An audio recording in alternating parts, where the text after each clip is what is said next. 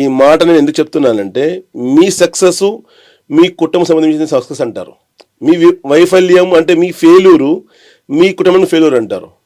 ఎంతోమంది ఆధారపడి ఉంటారు కదా. సో ఆ విధంగా ఇక్కడ ఒక బీయింగ్ జర్నలిస్ట్ నేను తెలియచేయాలంటే, మీ జీవితం మారాలి, మీలో ఎనర్జీ రావాలి, మీ శక్తి రావాలి, మీలో ప్యాషన్ ఉండాలి, మీలో యాక్షన్గా ముందుకు రావాలి, మీలో కరేజ్ ధైర్యంగా మీరు ముందుకు రావాలి, మీ మోటివేషన్గా ముందుకు రావాలంటే మీరు బలం పెంచుకోవాలి రత్నాల ద్వారా.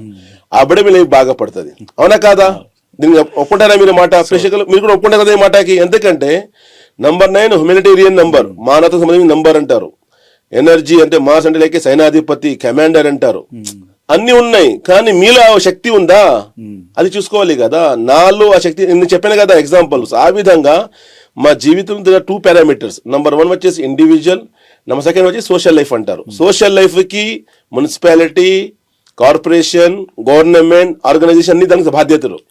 కానీ ఇండివిజువల్ లైఫ్ కి నేనే రెస్పాన్సిబుల్, నేనే బాధ్యతడు. సో ఆ విధంగా చూసుకోవాలి.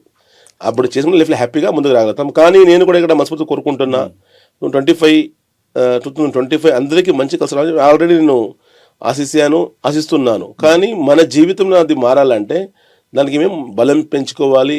నా గురించి నేను తెలుసుకోవాలి. అసలు ఈ ఇయర్ నాలో ఏ విధంగా బలం తెలుసుకుంటే లైఫ్లో హ్యాపీగా ముందుకు రాగలుగుతాం.